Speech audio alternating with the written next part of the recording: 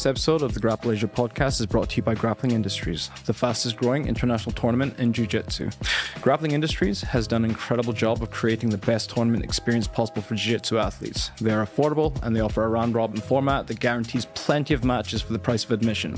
They offer both gi and no-gi and open to all ages and experience levels. And they have a very modern rule set with no advantages that encourages submissions and matches.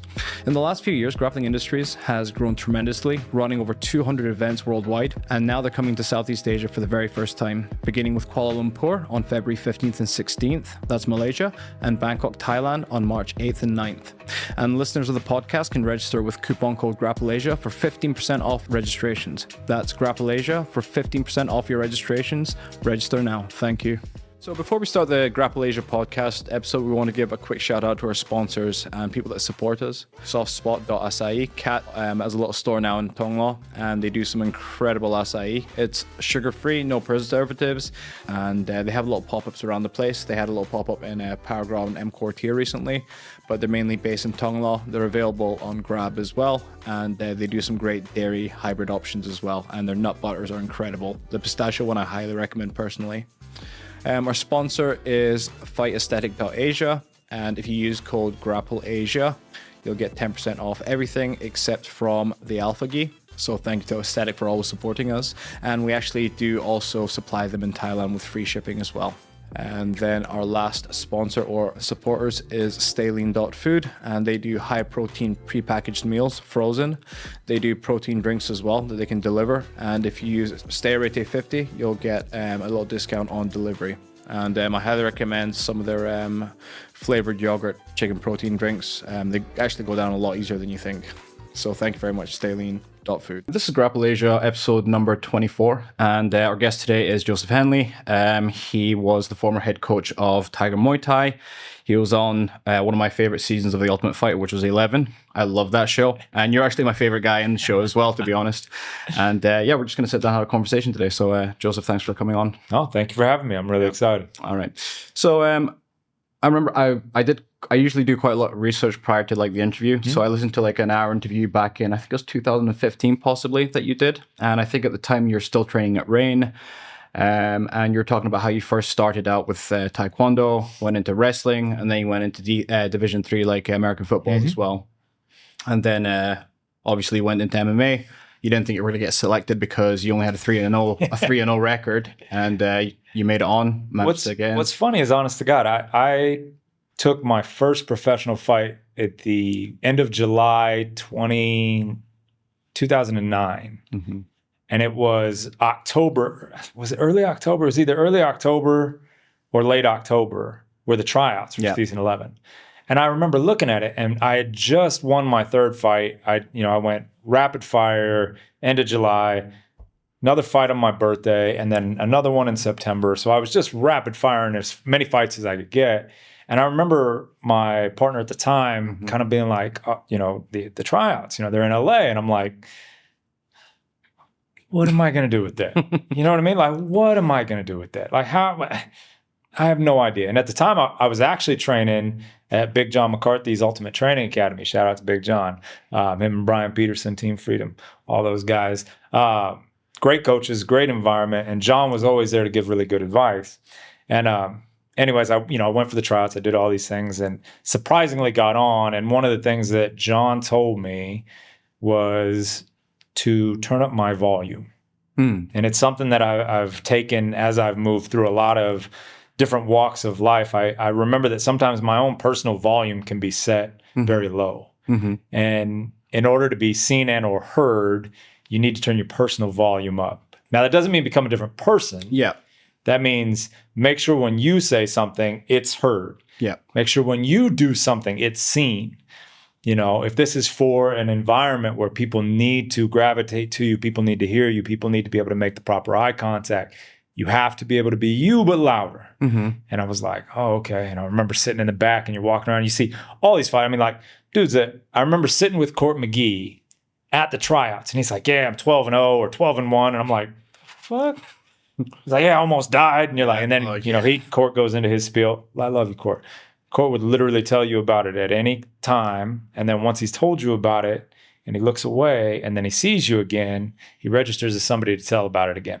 And he would tell about it again. Okay, jeez. And I love him because he's got a great story coming back from death. He's killed it. And he's, I don't know if that was, that might have been the wrong wording. Sorry. You know, he's come back. He's done so many things. He's got kids, a family. He's been in the UFC for what, 15 years? Like, dude, you had the career. You had the career we all wanted. Might not have reached, you know, the top, but it's where you wanted with those things. So like, but yeah, so guys like him, and you're just seeing him and you're like, what am I doing here? Like, seriously, what am I doing here? And it was a trip. Even the tryouts were a trip. I never forget, they brought us all in 50 at a time, cut us all up into those groups, and then brought us in. And those 50 were in the room, and then they had to grapple. Basically start on the knees. They didn't want anybody getting hurt, and they didn't want to see. They wanted to make sure your jiu-jitsu wasn't, you know, it was there at least. And I'll never forget, they ran through all 49 people before me, or 47 people before me, and apparently they didn't have an extra. And I was the last one to get called, and I was like, oh, fuck, here we go. And I walk up. Remembering John's in my ear, I had little business cards back in the day because Vistaprint would print you 100 free business cards. So I had Leonidas MMA already set. I'm good. You know, and I make sure I give them to executive producers. I'm giving Dana White my business card. Like, you know, don't forget, check me out. You're going to want to see me. You're going to want to know me. But don't worry, I'll show you. You know, go out there and they're like, hey, you know, hey, we need somebody to grapple with him. And this dude, I have no idea who he was, you know, but he's like, I'll take him. And I look over, I'm like, okay. And I beat the shit out of him for about a minute and a half. And everybody only had 2 minutes. And so I remember going and just Smith, boop, boop, boop, Smith, boop, boop, boop, Smith. And he's like, okay, you're good. Thank you. I'm like, fuck, I didn't even get, I just, you know, I hit a couple of, you know, Darces and okay. And you go with the back and you're like, all right, well, then, okay, guys, if we call your name, you're into the next round. Okay, they call my name. I'm like, oh shit, all right. Cool. So then I didn't think I was going to get this far. So the next one was hitting pads. So I call my coach. Coach, I need you to get down to LA. He's like, I'm like, dude, I'm on to the next pad session for the Ultimate Fighter. Like, and I was the first one of our gym to take this step. Now, our gym, Knuckleheads Boxing in Ventura, went me, Jesse Newell, I think was on 13. Tony Ferguson, I think, was 14. Chris Beal was on 18. Like, that was our guys, you know what I mean? So I was the first one to hit it MMA-wise, you know, in the Ultimate Fighter for that group. And so we were all just like, what? You know, Tony tried out for 11. You know what I mean? I remember him trying to sneak into the 85s, and you're like, come on, dude. Skill-wise, for sure. But you're like, dude, there were some monsters. There were dudes that were looking at like, how in the world do you make 185 pounds? Like, I remember being about 210 and pretty rocked, and being like, I thought 85 was going to be frightening for me to hit. And seeing guys that like made me like, Jesus Christ, okay. But so my coach comes down and we see, they bring us all in, right? Same setting, 50 guys. They have some coaches there. I'm like, oh shit, well, I'm glad my coach is there because we do these things and we look really good and I'm ready, right? We've got these set, and coach gets down there, he's talking. We get in the room, we start talking about what we want to do. I love kicking people. Love my left kicks. My favorite thing to hit people with. Body kicks, anything. I love it. So we're like, okay, how can we integrate this? And okay, let's do this. And Dana's standing there and he's giving his, you know, hey, all right, when you do this, we want you to give it your all, blah, blah, blah, you know, all the blah. And so we get in there and I'm like, okay, well, I went last time, so I'll probably get called last again. Cool, no problem. So I walk over there, I grab my gloves, I start walking back to coach, and we're going to go back over it again. And Dana looks over and goes, oh, Henle, same. Come on, you're up. And I'm like, coach, fuck, you see us run over here, I'm throwing the gloves on. Coach gets out there and he calls, you know, a couple of names. Coach says, all right, let's go. Jam. 1, 2. 1, 2, 3. Henle, you're good. But I didn't kick anything. I'm like, I didn't know what to, I was like, I'm fucked. Like, he thought I was trash. I'm going to go. And so we walk off and I'm like, are you sure? Yeah. And he's, yeah, get off the mat. I'm like, okay, fuck, you know, coach is looking at me and I'm looking at coach. I'm like, what the just happened? And he's like, go watch. He was like, you're fine. And I watch and I'm like, damn. Okay, maybe I am okay. Maybe this will be all right. Like some of these guys. And then you watch some of those guys are out there for over 5 minutes. I'm like, what in the hell are they looking at? Or are they just like a rude, like torture, like, bro, you're not going to make it, but we're going to give you 5 minutes now to keep thinking you might. And so you're like, oh. And so they get everybody together. Hey, if we call your name, you're going to get an interview, and each time it's dropping by like 2/3. Yeah. And so sure enough, I'm like one of the first names they call, and I'm like, what in the is going on? Like, bro, I'm seeing some seasoned veterans that I've seen on the local circuits not making this. Like, we go into our interview, we start talking, and again, just remember to be loud and little things. And everybody always in the beginning would hit on my low fight total. I haven't been fighting very long, or the fighters were trash, or I'm like, I'm 3-0. I can only beat the shit out of the people they put in the cage with me. You don't see me running around like, no, he's not good enough. No, he's not good enough. I didn't know I was good enough. I was just going to beat the shit out of anybody that you put in front of me. I mean, the only reason I even went pro is because I remember fighting and being like, dude, I'm not a fighter. Like, I don't want to hurt people for no reason.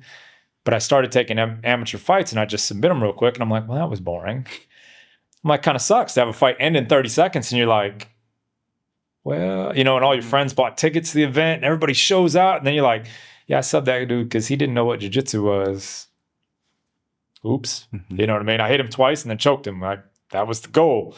So I went pro thinking, okay, well, like, let's see if, can we do this? If somebody's like really going to try it. Little did I know that a bunch of pros are horseshit too, which I found out in many fights. And now coaching fights, you see guys that just blows your brain. But, so it was interesting to get in the process, and I guess I was what they were kind of hoping for. And at the time, I mean, I was a big guy, long hair, master's degree, substitute teacher, football and wrestling high school coach. When I substituted, I specialized in, they used to call them ED classes, like emotionally disturbed children. Like, oh, wow. Okay. Because I was big, loud, and friendly, teachers could put me in a classroom with any type of student, with any disability, with any behavioral problems. And most of them were just like, dude. I'd be like, yeah. Okay. I'm like, yeah. They'd be like, yeah. I'd be like, good. All right. And then we get on with our day. Yeah. And so, so I get that, like, I was a TV guy. Like, I knew it. Like, you could see the fighters that got brought in and you'd be like, you think I'll be okay when that's on. Okay, I can do that. And you see other fighters that are badass, but they're like,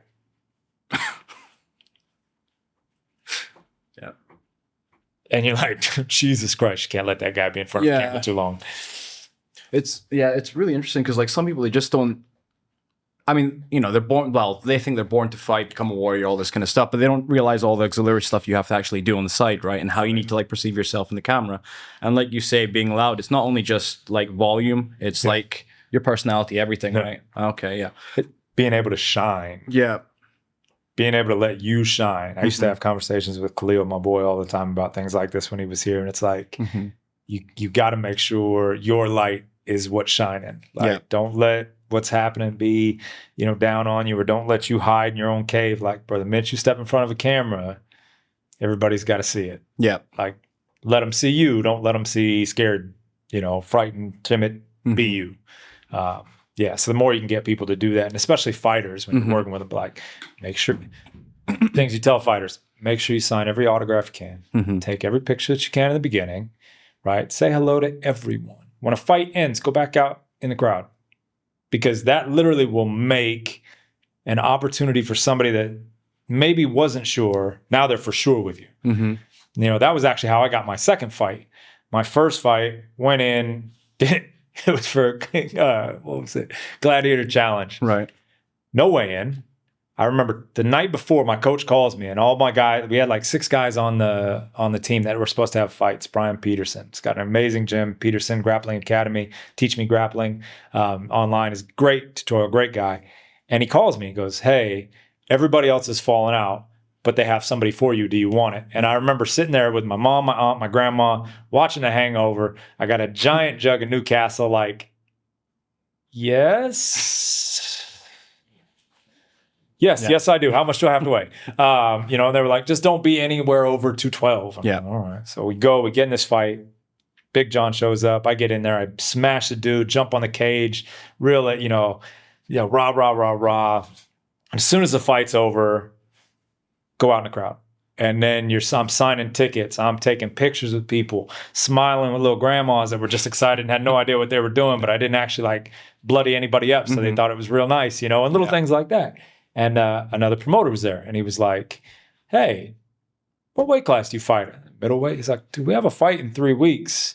Like, I'd love to get you on the card. I loved how you were interacting with people. Like, I love how you brought the energy. Yeah. And I was like, yeah, cool. And that was how I got my second fight. And that built into the third fight. And it's just one of those things that I learned early was people have to see you. Yeah.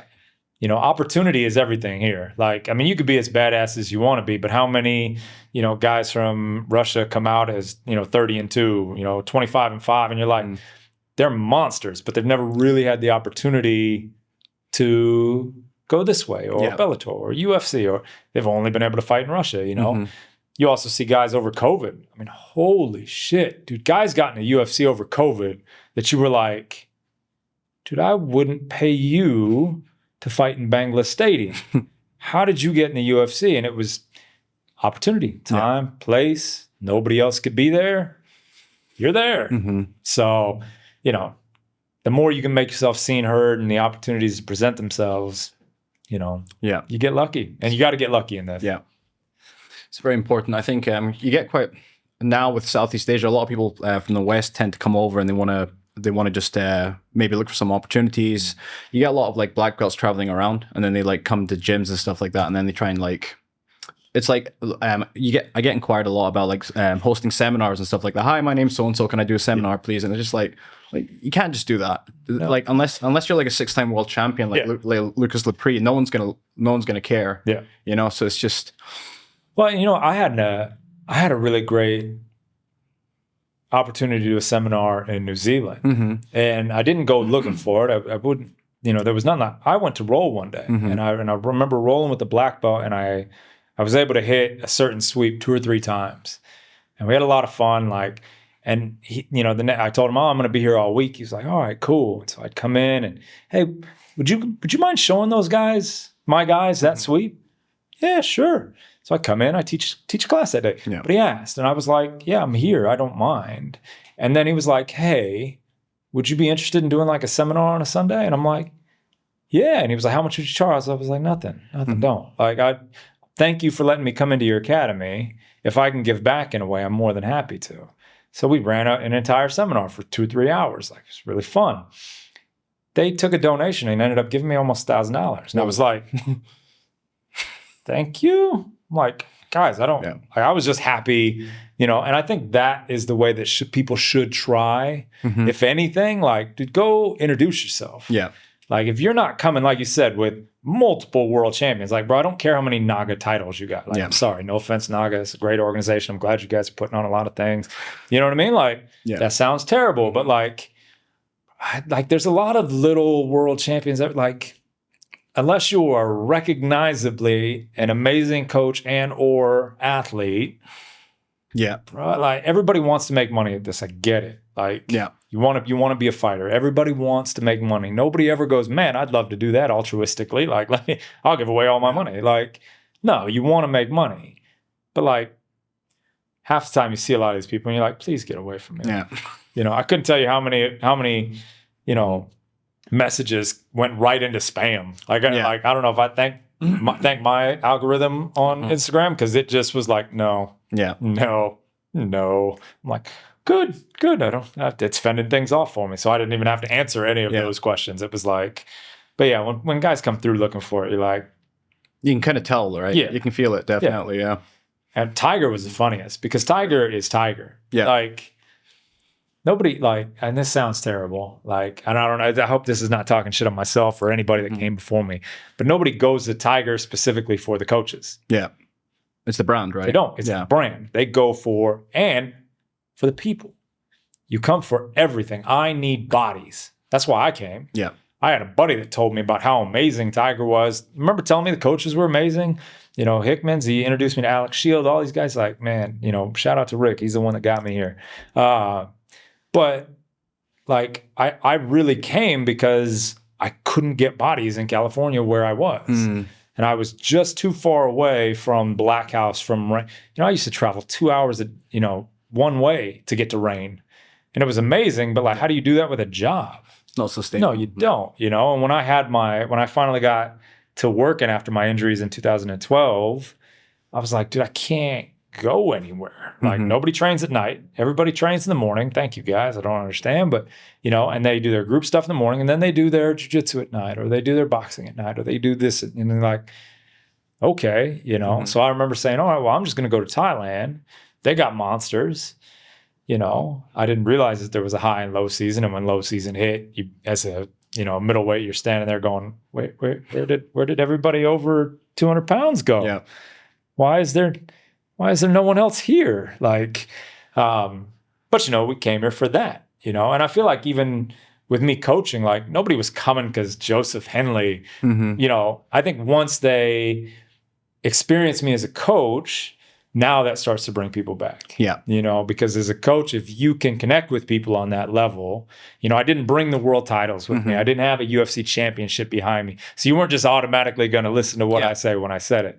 You had to feel me. You had to believe me. You had to wrestle with me. You had to do jiu-jitsu with me. Let's box with me. Okay. Like we can do all these things. And now you start to, okay. And I can start to build that respect with guys. Yeah. And that's just what, you know, and that's Tiger. So when people say they want to bring it back, when people say they want to do a seminar there, you're like, are you Valentina Shevchenko? Because if not, you know, we'll bring in legends of Muay Thai. We'll do all these things.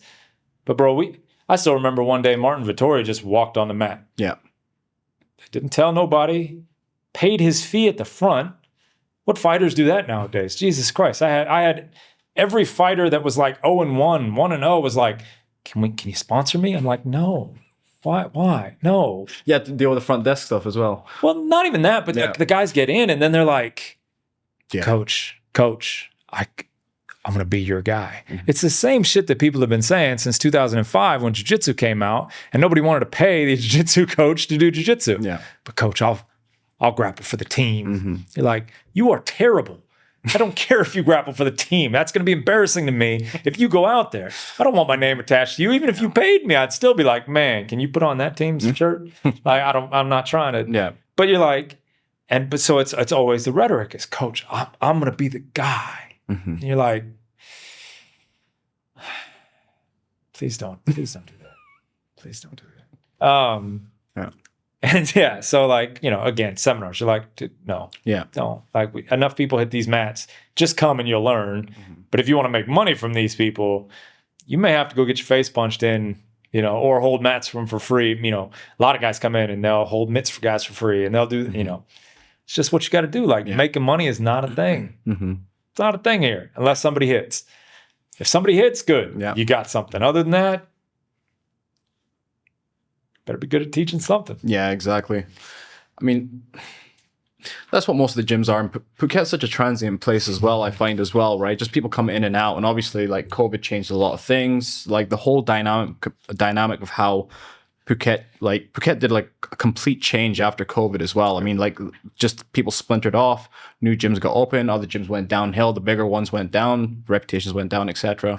So, but then at the same time, when it comes to these gyms, it's never about who's teaching there, right? It's always about, well, I guess it's branding. Maybe it's like, but I think it's twofold, right? Because Tiger's always going to be busy. Yeah, they're always going to be busy. Tiger's never, as you know, Valentina has been the biggest boon. Like, she will wave that flag everywhere. So as long as she's smashing everybody, and she is still smashing everybody, Tiger's always going to have a rep. You know what I mean? Like, somebody's, you know, and not like all these other gyms. Like, you see guys that wear Bang Tao shirts, and I love it, right? But it's also the new, like, look at all these shiny colors, and like this, like, you know, and Volkanovski's involved. Now, when they go to the gym, now they understand those coaches are amazing. Okay, now you rep that stuff. Cool. And they're going to build theirs for sure. They're going to have champions coming out of that camp before long. But yeah, you know, it's one of those things. They're still new. You know, they're only, you know, how many years. But the coaches really had that ingrained connection. If somebody just came and tried to build Bang Tao without already being a Phuketian, I don't even know if that's a word, it would have failed miserably. It would have been terrible. You know, But because they were already their own brand, and they did a great job when they were at Tiger to make sure their names were everywhere. Yeah. Hickman Brothers Wrestling here, you know, Stuart Cooper Films over here. You know what I mean? So like they did a good job of their own branding. But then when they taught classes, they were great. Yeah. I mean, Jesus Christ, having Frank Hickman teach you is fucking, dude, you are getting a service there. Holy shit. Like that man's got some shit, you know? And then George comes in, he does his thing. He's more small group. You know, Frank does these bigger groups. And then, you know, especially now they've got Chehut, that's my boy, lived with me over COVID, teaching up there too. So like, you know, they've got that connection. They've built a great brand there, you know, but Bang Tao itself, the name still needs to get out. As we're Tiger, name is out. You know, when I got in, luckily because I'd already been in Tiger, so I knew people. So people, you know, it could connect a familiar face. But I still had to go through the process of getting people to be like, this asshole hopefully knows what he's saying. And I'll be honest, in the beginning, there might have been a lot of times where people were like, does this asshole know what he's saying? Because part of me was still waiting for Eric. And I was like, man, this is going to be like, I'm really excited to have this team. Like, and we'll do this. And then it was just me. And then it was like, oh shit. I've got to teach all the jiu-jitsu. I've got to teach all the MMA. I had to close an academy to bring gi back. Then I had to give MMA or amateur MMA because the pros were getting mad because they didn't want everybody in the MMA class. And now I'm going, oh shit. So you're like running everything by yourself by then. Yeah. And it wasn't until Alexei, oh, he's going to butcher me. He's going to kick my ass because I literally called him before this. Hold on. No, I can't because I told him I was going to do it, and now I at least got to like make it because I literally had him send me a voice message. What do you say? Hold on. Beredidi. I told him it sounded French, and I was going to make fun of him. But anyways, he's the jiu-jitsu coach now at Tiger. I love Alexei. Alexei came in, and I'll never forget a first interaction with Alexei. He was just in class. He was just, you know, somebody there, and you know, he's a little like, you know, no neck, big shoulders, you know, Russian, but he scares you because he smiles. Yeah. It's really weird. Threw us all off. I was like, all right. And I'll never forget that smile because one day I'm teaching Kimura stuff. And I like a Kimura. It's not my favorite technique, but like, okay. And I'll never forget, like, he didn't have we were doing specific training. He didn't have a partner. I was like, oh, don't worry about it, big guy. Take my arm. And he latches on and he looks down at me when he just has this biggest smile, and I'm like, I have made a mistake. And then I spent the next, you know, minute straight fighting for my shoulder's life. And I was like, you really liked it? And he was like, yeah. And so eventually we brought him on as a guest coach, and he was so adamant about learning English. He was great with people. Technique is amazing. He's taught me some of the things that are now staples of my game, which I didn't even when I was at Tiger. I didn't get a chance to actually invest time in. Now that I've been in Bangkok for the last couple of months and training over at Palm Gym and coming to Arete, and I've been able to actually work on techniques that he's shown and how much I really like them. And now I tell people all the time, I'm like, go see Alexei. If you want a better Kimura, go work there, right? If you want some of these things, go like guillotines, go work there. I totally changed my guillotine grip. I'm like, all because I remember him talking about it and doing it, and I just didn't have time. I was like, that kind of hurts. I'm an old man. I'm 41. My hands hurt. I can't even do push-ups. You know, my hands don't go back further than this. I'm like, so I remember doing things like this. I'm like, oh, bro, that's a young man's guillotine. Like, I need this. See, this, I'm not going to get hurt. And he's like, old man. And I'm like, yeah. So now I've gotten to try to play with him. I'm like, oh, God damn it, he was right. And so it's been amazing. But I was able to get him, Matthew Semper, and a couple other guys to, you know, start to kind of help out. But before that, it was like, you got to be shitting me. Like, I remember being like, I would be on the mats from 2 o'clock till 8:30 straight, because it would be amateur MMA, professional MMA, gi, and then even then, when it was high season, we just had too many people. So it would go amateur MMA, lightweight pro, upperweight pro, gi, and you're like, by the end of the day, you're just sitting there like, and it's weird because people go, okay, well, dude, you worked 6 hours. Yeah, Piss off. People don't get it. You're like, no, I had to be for 6 hours, and you had to be really excited because I wanted you to make sure that you had the best experience you've ever had, because maybe this is the first time that you've been here, and this is going to establish whether you keep coming to Tiger or whether you go to Bang Tao, Yeah. or whether you go to AKA. So I want to make sure, even though it's not my brand, it's my brand. Yeah. You know, I want to make sure when you leave, at least you say, man, like, he really wanted to see me get better. Not my technique was amazing. Fuck, you can get on YouTube for technique. Like, it sounds terrible, but like Instagram now, TikTok, fuck, everybody, there's technique everywhere. It's so hard to dial down what's even good technique at this point. True. You know, but what you really, and what I always tell, like, what I wanted from a coach, I need somebody that cares about me becoming a better version of myself. Because if you care, I'm going to get better. Yeah. You could be Marcelo Garcia, this is not a diss on Marcelo Garcia. Sorry, it was just the biggest name that came to my face.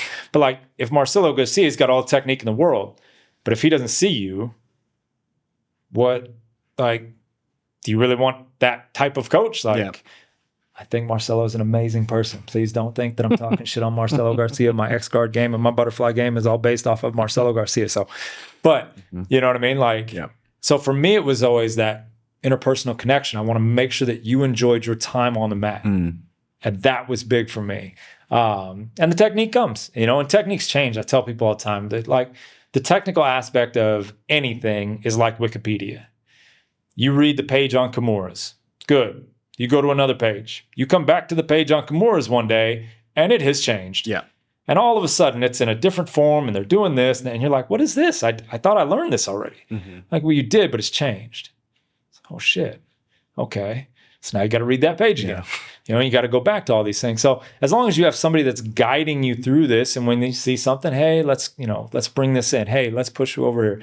That's what you kind of want as a coach, and especially in a transient area like Phuket. Yeah. You know, because if you're going to get somebody that's going to pay how much money to travel out here, how much money to stay here, how much money away from their time away from their families, do these things. Like, I want to make sure when you come, like, you got your money's worth, you know. 100%. And you could just phone it in, could just be like, fuck off, you're here, I'm here. You came for me. I'm like, but for me, I'm like, dude, you didn't come for me. So I want to make sure when you leave, when you come back because you want to make sure you hit the mats with me again. Like that was always important to me. So that's what I kind of strove to do at Tiger. And lucky, like I said, when I got Alexei in, Semper was there. You know, I would start to able, and then getting really good guest coaches like Z, Chris. Ruslan has been amazing. He's one of the guys helping out with the wrestling. His wrestling is out of this world. Like, you start to get those guest coaches in, Carlos, working with the jiu-jitsu and everything. And so you start to build a good little tribe. But in the beginning, it was literally just like, here you go. You know, and it's not like, and it's not talking shit, but like, boxing has boxing. Good, they teach boxing. But MMA, I'm like, well, I got to be the jiu-jitsu guy, and not jiu-jitsu for jiu-jitsu's sake, but jiu-jitsu for MMA's sake, which is a very different thing. 100%. And then I got to be a wrestling guy, but I'm not Russian world champion wrestling guy. So then how do I integrate, the ability for those guys to do what they know while teaching these guys that have never had a wrestling coach in their life? Because we'll get both of those pros. Yeah. You know, how do you balance that? And so, you know, once you get your tribe going, everything gets a little bit easier. You know, now it's here, but in the beginning, it really was. Yeah. Well, I realize a lot of people, they kind of get put in that position and they just eventually like burn out. Yeah. Yes, they do. Yes, they do. Yeah. Like, just talking about it, you start getting a twitch. Yeah. I mean, you love it. You do love it. Like, I love it. But this is not like, I wasn't planning on that. I'll never forget. I was at Phuket Fight Club at their MMA practice with my boy Christoph when I got the call. And I remember seeing my phone ring and I'm like, Syed, I haven't talked to him in a while. I wonder what he wants. Well, I'll call him back. Go to practice. Hey, what's going on? Call literally from the mat. Hey, what's going on? Hey, so we were thinking, you know, Hickman's gone up to Bang Tao. Would you be interested in coming and talking about that, Tiger job? And I'm like, the fuck did he just say? I was like, holy shit. Yeah, sure. Let's talk about it. So, you know, it wasn't like I was like, man, I'm going to be the head coach. I'm going to be the guy that people come to. No. So it was interesting. It's definitely an interesting beginning. Yeah. So what brought you back to Bangkok? Family. Oh, okay. Yeah. So I have been lucky enough to find an amazing woman. And actually, I found her about 2 weeks in. Oh, wow. Yeah. So 2 weeks in 2019, I was here in Bangkok. And of course, what are you doing? At the time, Tinder. Oh, hey. That's a cute Australian. Yeah. Is it right? Yeah. I think it's right. Right. Right. Yeah. It's been a long time. Okay. We swipe right. Ding. You're like, hey. Next thing you know, 5 years later, here we are. Yeah. They spent the entire COVID with me. You know, her, our sons, Lachlan and Hugo. You know, the boys are amazing. And so circumstances, what they were, when we were down in Phuket, she was working contract work and then just happened to get a really good offer for a hotel management company, more than that, but like minor hotels here in Bangkok. And it was a great opportunity, amazing opportunity. And so it was like, you know, for the first couple of months, she would commute. So she would fly Sunday night, come back Thursday night, you know, and you're like, you know, one, terrible for her, two, hard on everybody. We want to see her, you know, we want to be. So eventually we kind of made the decision like, look, the best decision for the family is to be in Bangkok, you know, and we weren't sure when we were going to be able to do it. And it all kind of hit kind of fast because we weren't sure. Really thought it was going to be, you know, September. Yeah. And then it was like April. And it's just like March and you're going, oh shit. And so, you know, getting the kids into the right school, as soon as they got into the right school, it was like, that's it. We got to go. Yeah. And so talking to, you know, VWAT and them, and they understood, you know, it wasn't that I was burnt out and hated it and wanted to leave. You know, I just needed to do what was best for my family. And so that's what we've done, you know, and my main job now has just been to get everybody sorted, you know, a lot of opportunities here in Bangkok for the kids. My kids are athletes, hard. They don't stop. I mean, my oldest now, Locke, what is his schedule? I think he's drama Monday, Thursday, swimming Tuesday, Wednesday, Friday, Saturday. He's got Duke of Edinburgh on Wednesday. My youngest goes basketball for the school on Monday, Wednesday. He's got, basketball, but for the YBL, shout out Youth Ballers League. Kyrie was just here. So my son got to do a fashion show. It's crazy. Awesome. But they have practice Monday, Wednesday. He plays for the school team. They practice Tuesday games on Thursdays. Then he swims on Fridays. Then he's got games Saturday and Sunday. I'm like, huh? Okay. You know, and so, you know, in between taking everybody to practices, you know, doing, you know, trying to make sure everybody's right, you know, I'm the cook, I'm the chef, let's go. Like, you know, trying to make sure that role is kind of set. Yeah. And just getting to train myself, it's been fun, you know, just to pop around the gyms. And Professor Young over at Palm Gym is literally right next to my house. That's awesome. And he's big enough and plays a very big man, like crush you game that I love. And so it's fun. I actually get to really train, even in the moments where it's like, look, I have 30 minutes. I can get over there. Okay, good. Let's go. You know? And so yeah, so it's been nice to just kind of be in Bangkok and kind of float around and to focus on a little my own jiu-jitsu and not have to worry about anything per se, except just getting my kids where they need to be. And so that's hence why we're up here. Yeah. And just kind of what's going on with me in that sense. Yeah. It's interesting. There's been a few like gyms opening up for MMA specifically in Bangkok, but they've never worked. Nobody wants to do MMA. Oh, fuck. This is, and I tell people this all the time. MMA is not a money-making gym opportunity. Not at all. Nobody wants to do MMA. And they're, well, what do you mean? You'd be like, okay, how's your wrestling? Oh, I've never wrestled before. You have never wrestled in your life? No. Have you ever grappled in your life? No. Have you ever hit people? No. I'm like, you realize MMA is putting all that together, right? I'm like, you can't design a car if all you've ever done is interior work. Like, you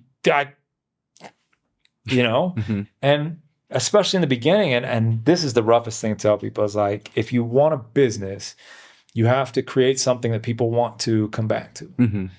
And competition isn't it. Competition teams are not it. No.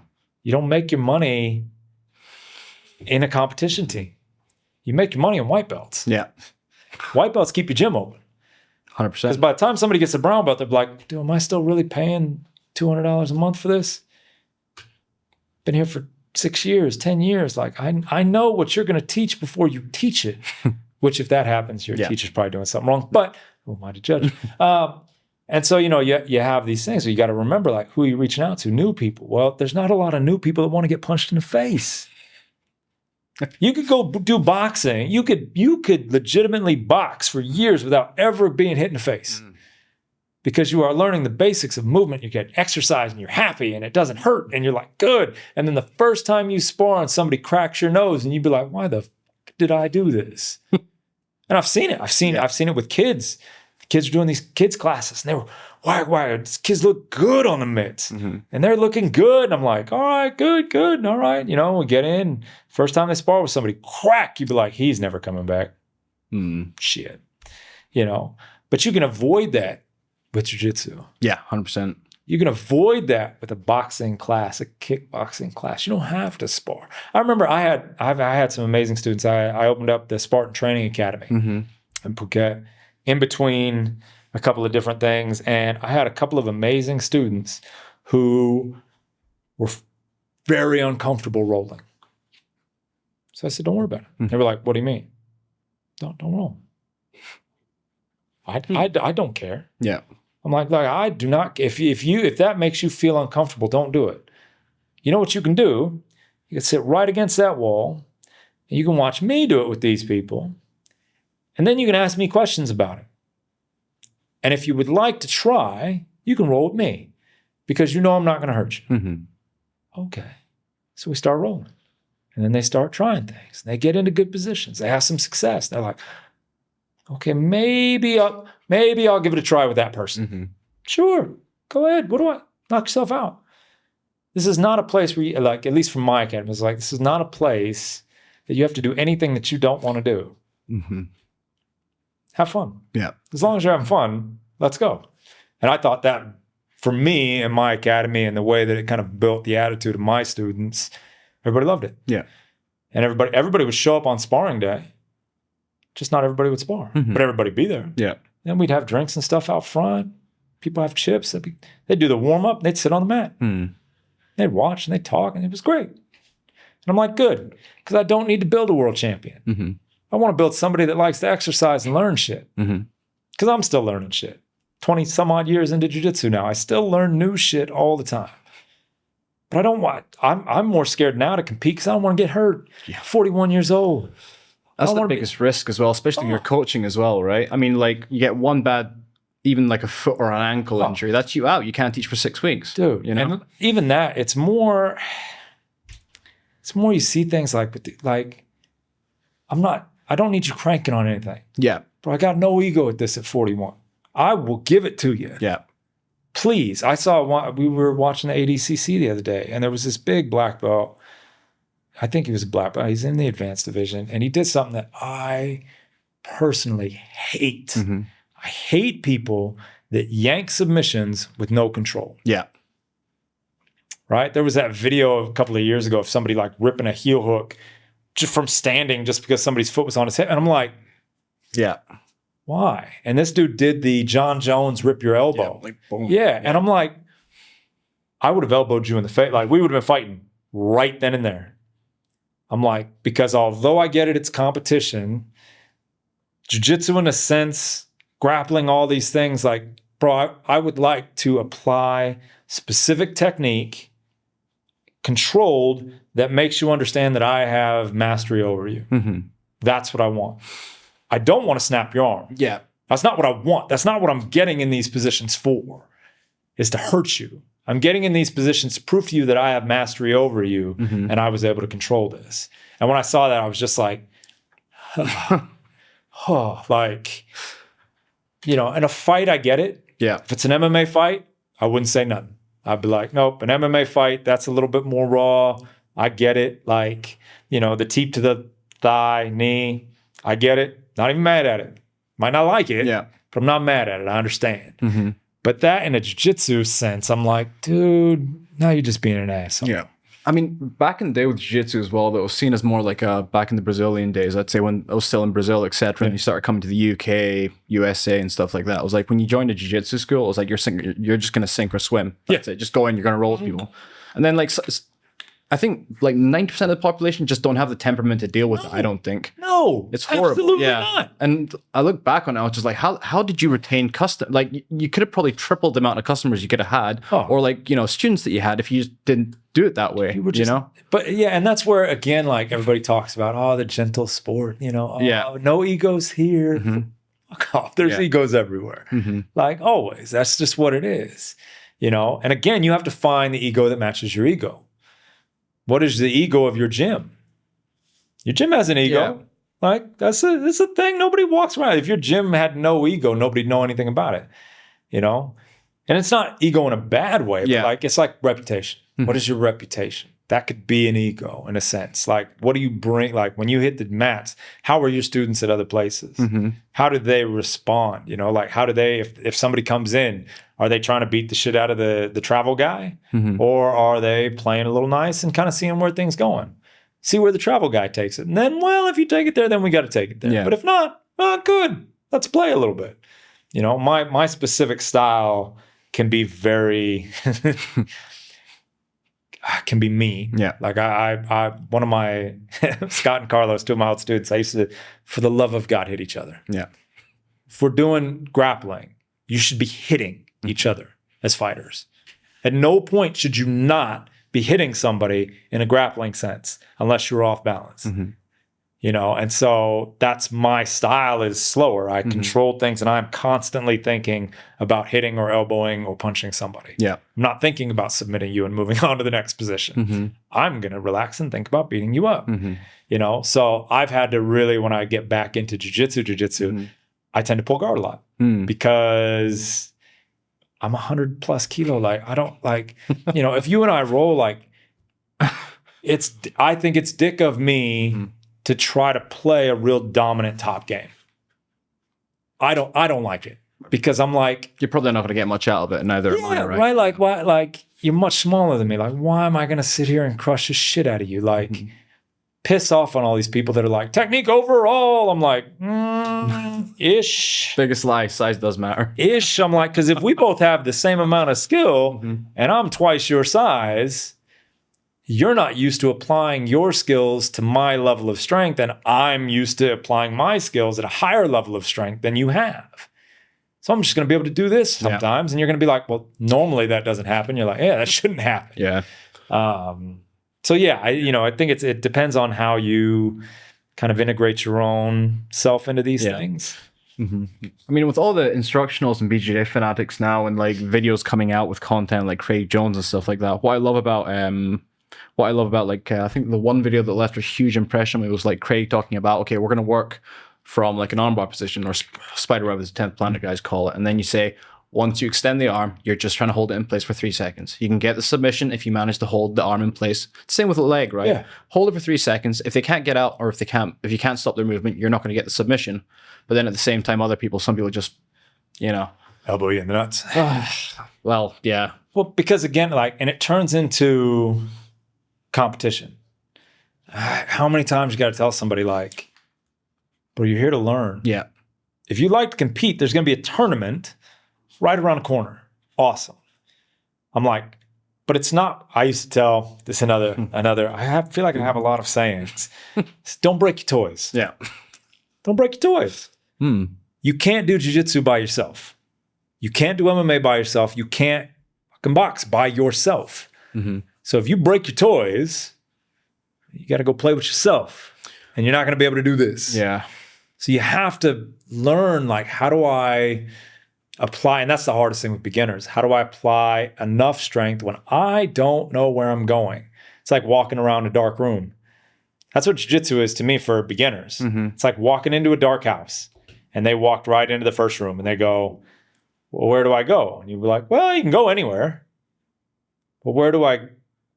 Wait, but there's going to be traps all over. There's a hole over there. There's a spike in the wall over there. That door is actually electric, but you can't see it. Like, And that's walking into submission after submission because they just don't know. And eventually they start seeing it and lights start getting turned on. You go, oh, okay.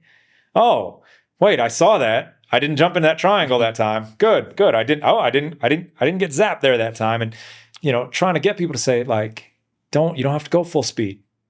Right? You didn't have to run through the room as fast as you could. You could have just walked and been like, nope, that was no good. Nope, that was no good. But if you run as fast as you can, one, you're going to hurt. You might run through a wall. Yeah. That's you hurting your partner. Your partner wasn't trying to, as a more advanced guy, I try to put on a lot of lights for people. When we're rolling, I will actively show you that something is happening.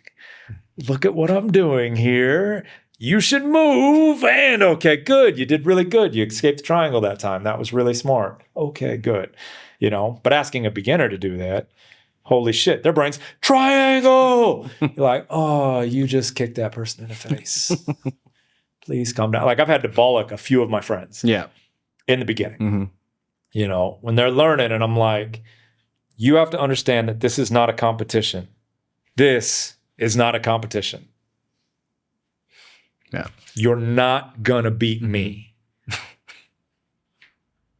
It's not. If you are just starting jiu-jitsu, you are not gonna beat me. Don't try. Learn from me. And then when you go with somebody, if you can tell that they don't know as much, don't take advantage of that person like I didn't take advantage of you. Relax. Find something. See something. Let them get to it. I do this all the time. Get to side control. Hey, mount me. Hey, take my leg. I'll never forget. One of the best things that I ever did during COVID was rolling with Gumby, Campbell down on the south side. That kid's amazing. Beat me in a tournament one time, no-gi, 2-0. He swept me. It was awesome. He's a very good kid. This one, he's a purple belt. I was like, damn, that kid, all right.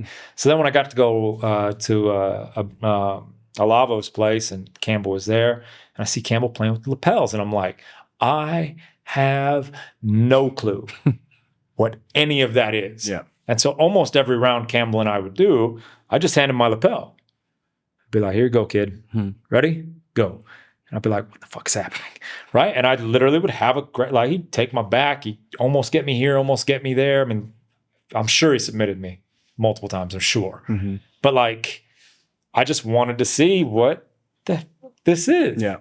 And I never felt like he was trying to hurt me. I never felt like, he did a great job of, if he's got something extended, he's taking his time with it. I say you got to give people the opportunity to tap. Yeah. Now you're going to get assholes that don't tap. Now this is where it depends on who you are. Yeah. Now for me, I'm going to let you go, and then I'm going to make you tap from pressure. Yeah. Multiple times. I'm going to make you tap from pressure in places that you didn't realize that you could have that much pressure on you. But I'm also a 100+ kilo dude that can do that is specialized in that. Other people can't do that. They can't defend themselves in that way. And you go, oh shit, So every now and then you bollock somebody, and then you explain to them exactly why you're bollocking them. You say, look, I did this because I don't want you to do what you did with me with her. Because then I have to break something. Yeah. If this was in the States, I wouldn't say that. But since we're in Thailand and there's nothing you can fucking do about it, now I'm going to have to just, this is going to be rough for you. Like, that's going to be terrible. Like, you got to protect your own students. 100%. Like, so, trying to find that level of play and competition is difficult. Nice. But it's something that you can manage jiu-jitsu-wise. Kind of getting back to our original topic, and you're going to have to help me with that because that's sometimes so good. MMA is not that easy because you need to punch somebody. Yeah. Well, you don't even know the position, let alone how to protect your face in the position. You're still wondering about hand control. Yeah. Pop, oh shit. Like, yeah. So yeah, back to MMA is just a terrible idea. Now you can have an MMA class that you put over here that anybody can go talk to and try out if they would like, and maybe work with the coach, and maybe you got one guy that likes to fight. Okay, cool. But don't make it a thing. Like, it's just not. Never works. No. I think Phuket is the only place where it can work. I've never seen an MMA gym specifically work. Because pros don't make shit. Most pros don't make no money. Yeah, exactly. So what are you going to do? 10% from, 5,000 baht? Here you go, coach. Yeah. What the fuck am I supposed to do with this? Yeah. Like, I get a coconut water. Thank you. Like, but jiu-jitsu, and this is where I think wrestling, I would like to see wrestling get integrated more. But I agree. The biggest problem, and this is, how do you, from here to here is a long way down. It is a long way down and a painful way down, even if you know how to fall. Yeah. My partner, God rest her soul, was a redwood tree. She could not fall. When we would do wrestling techniques in jiu-jitsu, she just couldn't quite feel the fall. And one time I got a concussion, hit her, I was like, oh shit. Like, and it made me reevaluate how I integrated wrestling into my classes. I only started doing it in intermediate classes because I'm like, bridging that gap is really important. Yeah. Like, it's a big challenge, especially with jiu-jitsu, most like because of liability issues, especially in like UK. Because that's where I came from. It's like most people like pass and roll from their knees, right? And it's just because it's like uncontrolled falling body weight is like what causes the most catastrophic injuries. Because it's yeah. Yes, right. I coached wrestling at Thousand Oaks High School for years. And I love those kids, but I'll never forget Bronson. I think it was just like 2008. Just watching him do this and his arm go the other way and just being like, oh my God. And like, I'm supposed to run out there and be the strong coach. And I'm like, don't puke, don't puke, don't puke, don't puke, don't puke. And you're like, that's the hard thing. How do you get taken? Not only how do you hit your takedown, but how do you get taken down safely? You watch these wrestling highlights from guys that fucking belly to back throw guys over the top, but both guys land safely because they knew they were getting thrown. It's not the first time they got thrown. They didn't want that to happen, but they knew what was happening. But most people are not athletic enough to do that. No. That sounds terrible, but like jiu-jitsu was made for non-athletes. Like you don't have to be athletic to do jiu-jitsu. You can figure it out. I look like the Hunchback of Notre Dame as I roll. Most of the time, I roll like this. This is the most comfortable position I can possibly be in, is this. Standing hurts. Walking hurts. But if you sit me on my butt and I'll be like, hey, and I'd roll, a little 90-degree roll. And I'm like, good, this is comfortable. I could do this all day, Yeah. But a lot of people, like, they don't, and just how intimate is jiu-jitsu? It is. We're going to be here. Not just here, we're going to be here. And I'm going to sweat in your face. And it's probably going to go in your mouth and for sure in your ear. And at some point, you're going to lose a contact because my chest is going to do this over your face. A nipple might have hit you. It's going to be weird. Like, you have to be okay with it being super weird. And triangle mind nuts are right there. Yeah. Don't open your eyes. Like, how do so how do you make that not weird for the person that's like, man, I'd really like to get some exercise and maybe get a little bit more self-confidence in this. You got to work that. You got to find a way, because those are the people that keep your gym open.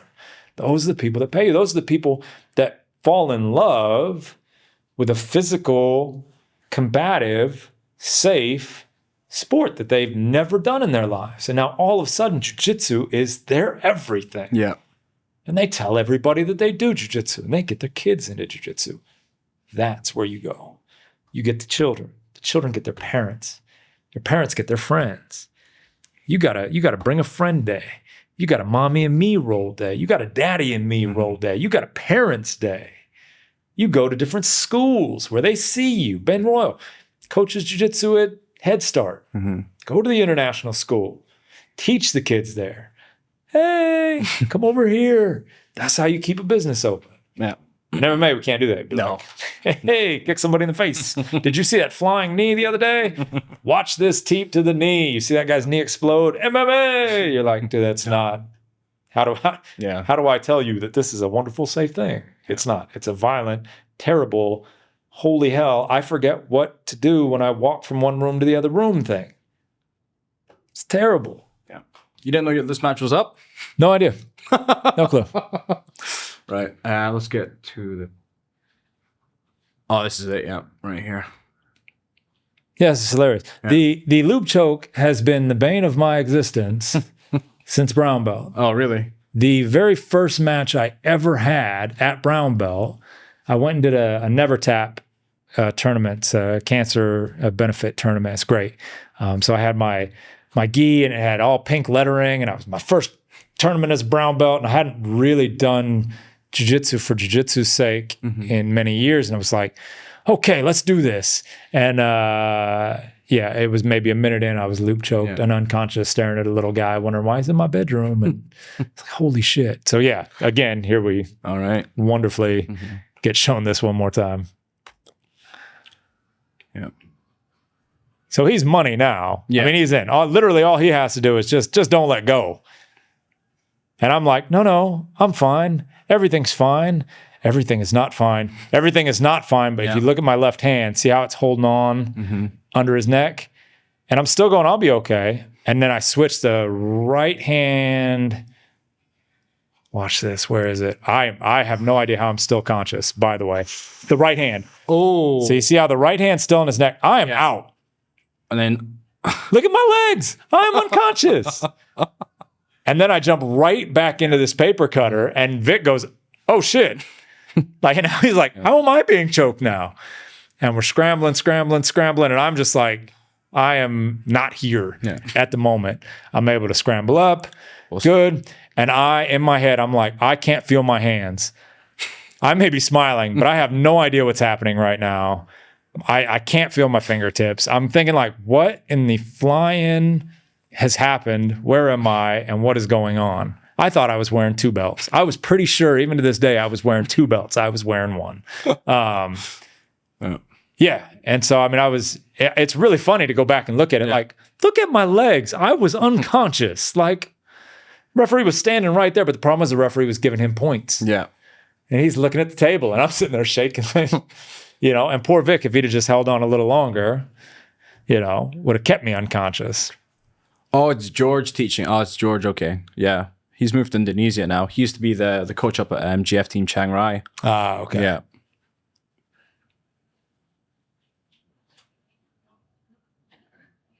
Did I get this? Yeah. Yeah. See, just like, I was probably still like, what is happening? I'm not sure. Yeah, it always makes for interesting, like, submissions are not my, it sounds terrible, but it's not my forte. Like, I am a smash you type of guy, even though in jiu-jitsu, I play bottom game. Yeah. Like, but I am a control you, don't let you move type of player. Yeah. But yeah, I was out like a light. Shout out to Vic, because you had that one. Damn referee. It's awesome. You always feel bad. You always feel bad for those guys who's like, because I think I went on to win that tournament. And, you know, Vic is great, and that was a great technique, and he had it. And this is where it also comes into play. Like, you have to know, you've got to be able to feel it. Yeah. And you've got to, and this is actually something that I've recently been working on, is once I think I have squeezed as long as I can squeeze, I squeeze for another 3 seconds. Right. And Young helped me out with this. The coach at Palm, he does a great job, because I'll never forget, I was in a guillotine, and I'm like, I've got this. I let go. And he's like, oh, thank God. It was like another 3 seconds, I'd have made it. And I was like, I could have held that for another 3 seconds. You know what I mean? Like, my brain said no. Like, your body always quits on you before, but my brain said, no, you don't have it. And I would have had it. He was like, dude, I was here. I was just at the thank you God for a little bit of air. Like, so I've started to work on that now.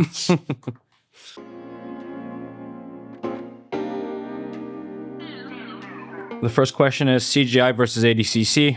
What were your overall thoughts? Why? Why? Why? What do you mean, why? Why fucking do that? Yeah. Oh, you mean on the same weekend? Yeah. Why? Oh, you don't like that guy. That guy lied. That guy makes money. He's making more money than those guys. Oh, he's paying them more money. Did CGI make money? Probably not. No, probably not. Did those athletes get a good payday? Yeah, absolutely. Are they going to be able to do another one? Good question. So who fucking cares? Support the one place that was doing, like, that's a legacy. Like legacy ADCC, go do that. You want to be in the name of the Marcelo Garcias, the Ricardo Aronas. Like, I want to be known as those guys. Fuck do I care? Sorry, but like, what CJI champion? Like, doesn't have the prestige. You weren't even the most exciting match. People tuned in to watch Craig and Gabby, and what to me was gross. I'm like, why? Like, why? Like. And this is not a women can't handle what men. Yes, you for sure, it's okay. Yeah. But like, why? Yeah. I want to watch competitive grappling. You made the ADCC worse because you guys that could have had a chance instead just went and got paid. Yeah. And I'm like, well, I get it. Yeah. As an athlete standpoint, I get it. Make your money. But I feel like it just, and if you hate Gordon Ryan, do your thing. Okay, I get it. Like. But again, I felt like it just diminished it a bit. Awesome. Question number 2. It's, do you know anything about the one versus karate combat beef?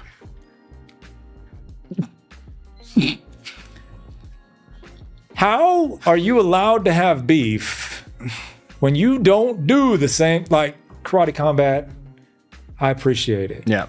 Your heavyweight champion is Sam Alvey.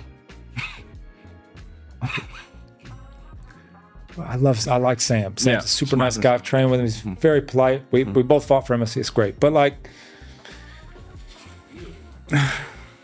you gonna tell me Sam's a karate guy? Yeah. I've watched Sam fight. Like, Jesus Christ. Like, so why would you do different things? Like, you don't do anything that one championship does. Yeah. Nothing that one championship does. And your whole thing right now is predicated off bringing in names to have these, Luke Rockhold fight Benson Henderson. Like, I don't want to watch those guys fight no more. I like those guys, but those guys are old. Like, if they want to do like a Champions League, like golf, and they can be like, hey, we'll fight other old dudes, cool. But I don't really want to, that's not pulling in with the PGA or, what UFC or one champion, like, I think it's dumb. I don't think it's dumb. I think it's a great opportunity for people to compete in combat sports, but they're not the same. Don't even look at them as the same. Don't even think that your champions can beat my champ. Dude, we're not the same. Yeah. We don't do the same thing. Question number 3. You ever been to Bali before?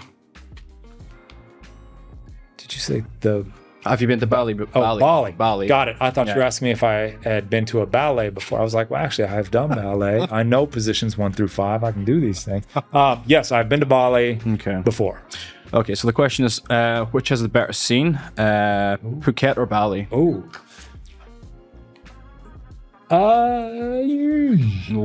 I have not experienced enough of Bali to put it down. Yeah. I think Phuket has a bit of a corner on the market. I think COVID opened up the lane for Bali to really take advantage. I just think it might be a little bit further for people to get to. If you're coming from Australia, Bali's like the go. If you're coming from LA, like maybe not. Actually, I'm not even sure. To be honest, that's terrible. I don't actually know. Oh well, I had a couple American geography. I had a couple of guys from Nepal, and they were telling me that they've been down in Phuket, they've trained around quite a bit, and then they've been to Bali as well. And in their opinion, they just thought they have better English instruction, which is kind of interesting. And I didn't know this about Bali, but apparently they've splintered off between like Soma and Woven, basically. Oh, yeah. I think it's what are you going for? Sure. That's the big thing. Yeah. What are you specifically going to these places for? Bali seems like when I went, it was resort time. Yeah. Like I did a jiu-jitsu tournament just because it was happening. And I remember sitting in the back going, hey guys, I'm on vacation. If you get a heel hook, please let me the fuck go. Okay? I need to walk on the beach. I'm trying to do some things. Yeah. I need my legs. You know what I mean? Like, I'll do this. Yeah. Oh, it's fun. But anyways, Phuket. Yeah. Okay. So the ADCC open mat area, the CJI pit, or the one ring, which format is best for grappling matches?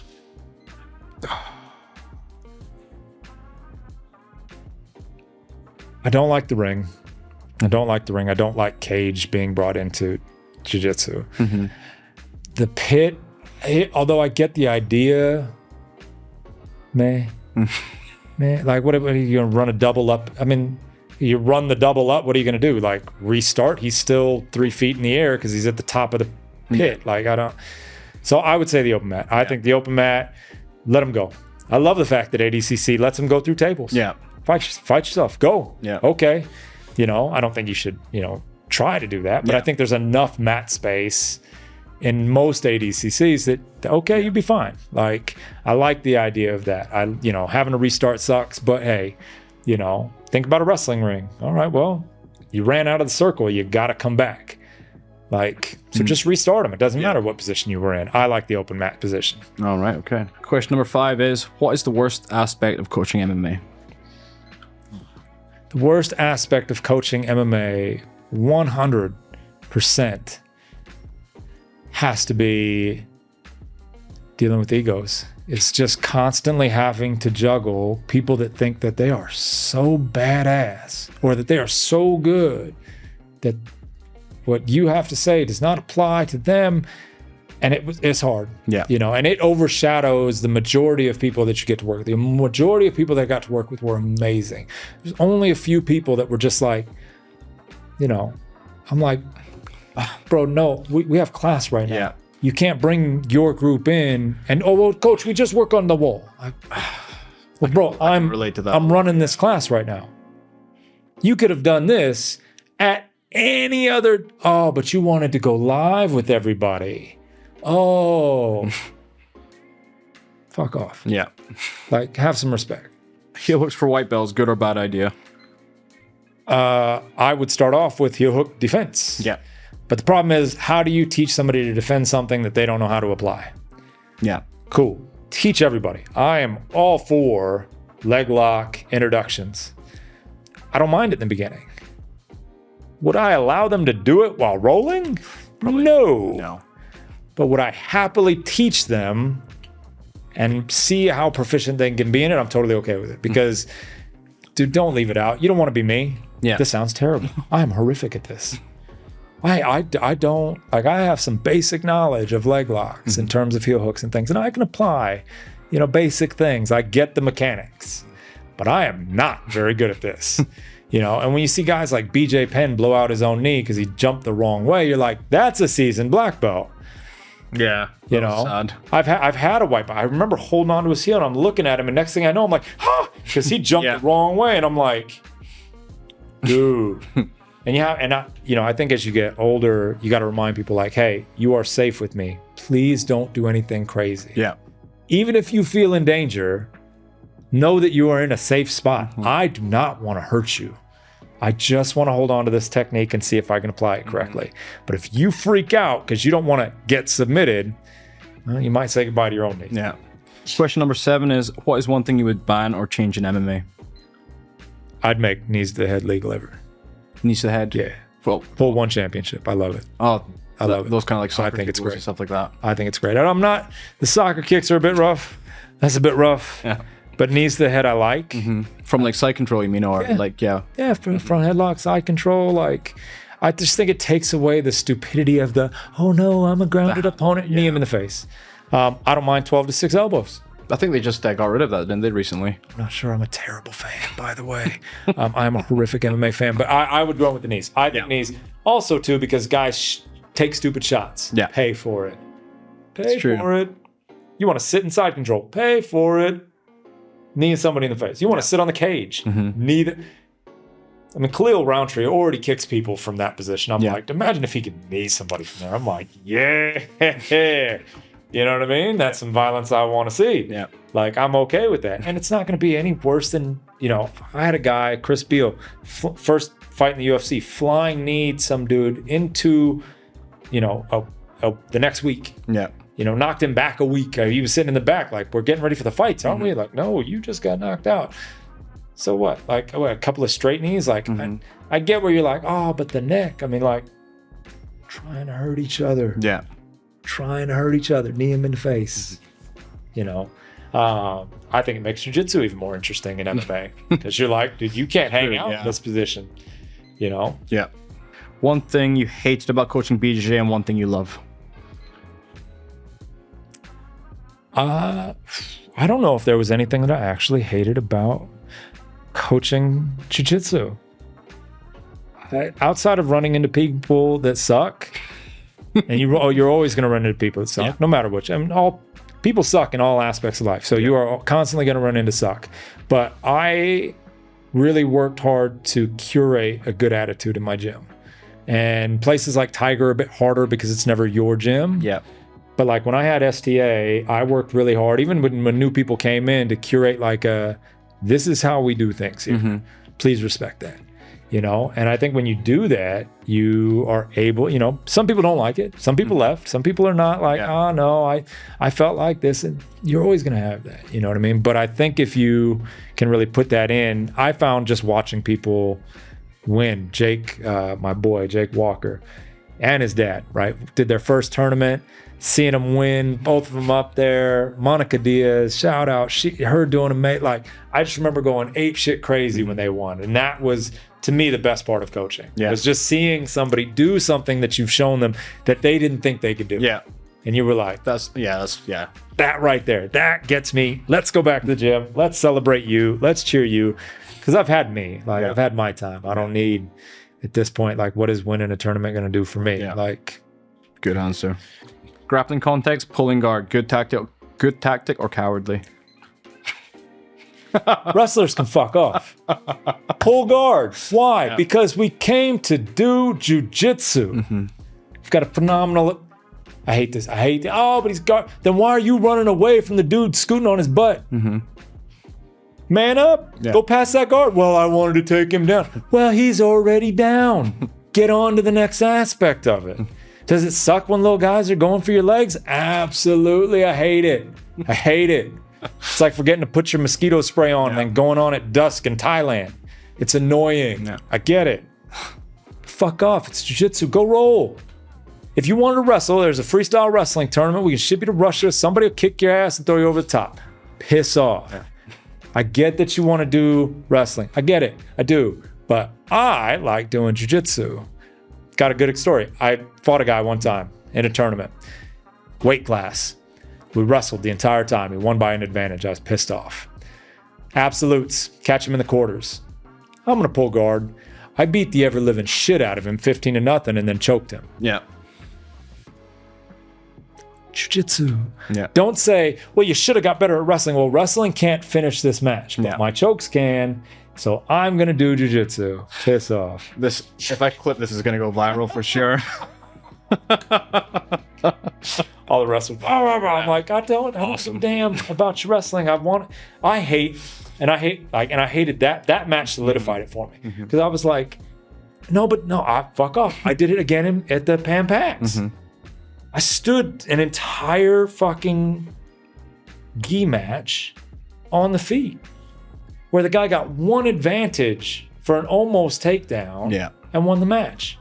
I had that same guy in the no-gi. I pull guard, sweep him, get the pass, 5 points, I win the match. We ended up back on our feet again, but like, I did jiu-jitsu. Go do jiu-jitsu. You came here to see how your jiu-jitsu is. Now the ADCC people, well, no, now it's grappling. I said, yes, and as soon as your wrestling technique can finish this fight, I'd like to see it. But until then, you're going to do jiu-jitsu. So if he's already on the ground, fucking do jiu-jitsu. I want to be able to slam him. Oh, piss off. We're doing things that are controlled mastery. That's what grappling is. Controlled mastery. Not, I smash you ground. Like, piss off. It's awesome. All right. Every time I see that argument, I throw my phone. I'm like, fuck you guys. Steroids and autism, do you think it's a thing?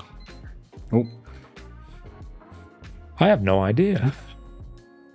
I wouldn't even know where to go with it. Like the correlation between the two? I'm not, Lord forgive me, please don't get me canceled. But I mean, I would assume there are artistic people that have never done steroids, and there are steroided people that have never had autism.